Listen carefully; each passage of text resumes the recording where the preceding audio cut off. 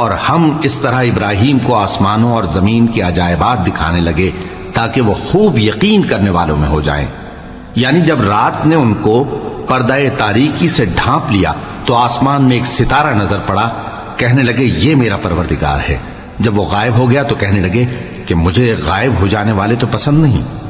پھر جب چاند کو دیکھا کہ چمک رہا ہے تو کہنے لگے یہ میرا پروردگار ہے۔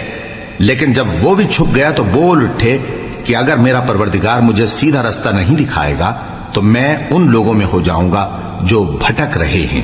پھر جب سورج کو دیکھا کہ جگمگا رہا ہے تو کہنے لگے میرا پروردگار یہ ہے، یہ سب سے بڑا ہے۔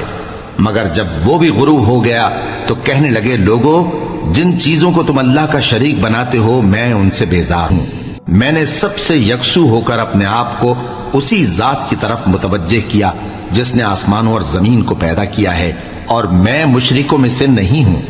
اور ان کی قوم ان سے بحث کرنے لگی تو انہوں نے کہا کہ تم مجھ سے اللہ کے بارے میں کیا بحث کرتے ہو؟ اس نے تو مجھے سیدھا رستہ دکھا دیا ہے، اور جن چیزوں کو تم اس کا شریک بناتے ہو میں ان سے نہیں ڈرتا، ہاں جو میرا پروردگار کچھ چاہے۔ میرا پروردگار اپنے علم سے ہر چیز کا احاطہ کیے ہوئے ہے۔ کیا تم خیال نہیں کرتے؟ بھلا میں ان چیزوں سے جن کو تم اللہ کا شریک بناتے ہو کیوں کر ڈروں، جبکہ تم اس بات سے نہیں ڈرتے کہ اللہ کے ساتھ شریک بناتے ہو جس کی اس نے کوئی سند نازل نہیں کی۔ اب دونوں فریق میں سے کون سا فریق امن و بے خوفی کا زیادہ حقدار ہے؟ اگر سمجھ رکھتے ہو تو بتاؤ۔ جو لوگ ایمان لائے اور انہوں نے اپنے ایمان کو شرک کے ظلم سے ملوث نہیں کیا ان کے لیے امن و بے خوفی ہے، اور وہی ہدایت پانے والے ہیں۔ اور یہ ہماری دلیل تھی جو ہم نے ابراہیم کو ان کی قوم کے مقابلے میں عطا کی تھی۔ ہم جس کے چاہتے ہیں درجے بلند کر دیتے ہیں، بے شک تمہارا پروردگار دانا ہے، خبردار ہے۔ اور ہم نے ان کو اسحاق اور یعقوب بخشے اور سب کو ہدایت دی، اور پہلے نوح کو بھی ہدایت دی تھی، اور ان کی اولاد میں سے داؤد اور سلیمان اور ایوب اور یوسف اور موسیٰ اور ہارون کو بھی۔